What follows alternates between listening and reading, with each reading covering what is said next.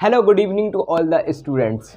आज की जो वीडियो है वो स्पेसिफिकली क्लास 10th का जो कल 27 ऑफ फेब को इंग्लिश का एग्जामिनेशन होने वाला है उसमें जो मेजर मिस्टेक्स लोग करते हैं वो स्टूडेंट्स आपको नहीं करनी है। कौन सी ऐसी मेजर मिस्टेक्स हैं जिनको आपको अवॉइड करना है। At the end of preparation we usually commit this mistake, तो इन मिस्टेक्स को आपको करने से बचना है। ये प्रैक्टिकल जो मैं बातें बताने वाला हूँ उनको अगर आप इम्प्लीमेंट करेंगे, उनको आप अगर अपने माइंड में डेफिनेटली अगर उनको रखेंगे या नोट डाउन कर लेंगे तो आपका जो स्कोर है और आपको पेपर को अप्रोच करने में बहुत आसानी होने वाली है। यानी इजीली आप एग्जामिनेशन में क्वेश्चन पेपर को अप्रोच कर पाओगे। क्योंकि हम ना प्रिपरेशन तो करते हैं कंप्लीट ईयर, पर हमें कुछ सर्टेन रूल्स पता होने चाहिए कि पेपर को कैसे अप्रोच करना है और किस तरीके से आपको माइंड पे प्रेशर नहीं लेना। सबसे पहला जो होता है हम अनकंफर्टेबल यानी अननेसेसरी बर्डन ले लेते हैं और एग्जामिनेशन के दिनों में, जैसे आपका कल 27 ऑफ फेब को एग्जामिनेशन होने वाला है,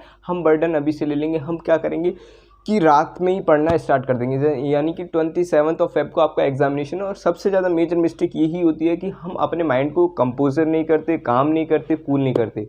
तो this is the first mistake जो आपको नहीं करनी। आपको अब इस टाइम पे अपने माइंड को जितना ज़्यादा काम, कूल, कंपोजर, फैमिली वालों से बात करूँ, ताकि आपका जो माइंड का प्रेशर है, कंसंट्रेशन जो आपने पढ़ा था, जितना पढ़ा था वो अब तक पढ़ लिया है और वही अब आप पढ़ोगे, उससे कोई बेनिफिट नहीं होने वाला है। तो ये मिस्टेक आपको नहीं करनी। सबसे बड़ी मिस्टेक है कि आप अब पढ़ाई ना करें, जो भी कर लिया वो रिवाइज़ करें और आराम से अपना कंफर्टेबल 7-8 घंटे की नींद लें। उसके बाद आपको डेफिनेटली आपका जो रिज़ल्ट है उसमें काफ़ी इम्प्रूव होने वाला है, यानी सुधार देखने को मिलेगा। पेपर डेफिनेटली आपका अच्छा जाएगा।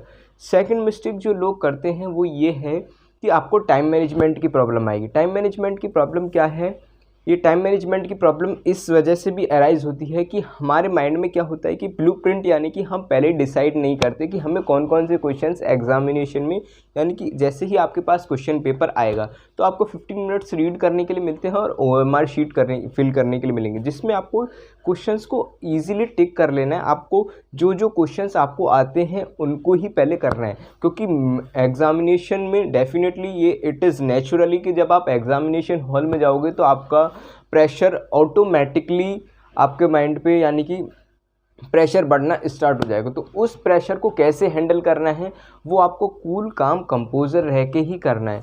उस प्रेशर को जो लोग हैंडल नहीं कर पाते या फिर उस पर अपने आप को सेल्फ कंट्रोल नहीं कर पाते, उनका एग्जामिनेशन डेफिनेटली एग्जामिनेशन हॉल में, यानी पेपर बिल्कुल बिगड़ जाता है। तो आपको बस उस प्रेशर को हैंडल करना है। उस प्रेशर को हैंडल कैसे करना है वो आपको सेल्फ मोटिवेशन यानी सेल्फ कॉन्फिडेंस को बूस्टअप रखना है। बूस्टअप कैसे रखोगे वो मैं बता रहा हूँ। जो आपको आता है पहले उसी को करें और उन क्वेश्चंस को मार्क कर लें और अपने मार्क्स को सिक्योर कर लें, ताकि जो क्वेश्चंस आपको आते हैं अगर आप उनको करोगे तो आपका कॉन्फिडेंस भी बूस्ट होगा। और जो क्वेश्चंस आपको नहीं आते उनको एट द एंड में देखेंगे, टाइम मिला तो, और फिर उनको बाद में करेंगे।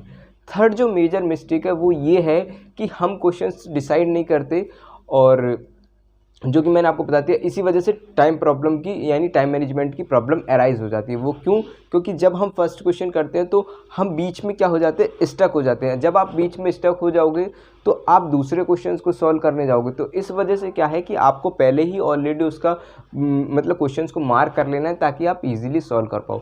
थर्ड जो है मैं आपको बताने वाला हूँ writing section. Writing section in the sense of कि आपके अनसीन पैसेज आएंगे, आपका जो ग्रामर सेक्शन है वो तो इजीली अप्रोच कर लोगे आप, पर राइटिंग सेक्शन में नोटिस आ सकता है और एनालिटिकल पैराग्राफ आएंगे आपके और लेटर आएगा। तो इनको क्या करना है, इनके लिए आपको मेन पॉइंट क्या है कि आपको रफ, यानी कि एक तरफ इनके पॉइंट्स, मेन पॉइंट्स आपको बना लेने हैं, ताकि आप उन पॉइंट्स पे इजीली, आपको 1 and 2 minutes you have to devote your keywords. अगर आप कीवर्ड्स को दोगे उससे आपके माइंड में स्ट्रक्चर डेवलप हो जाएगा।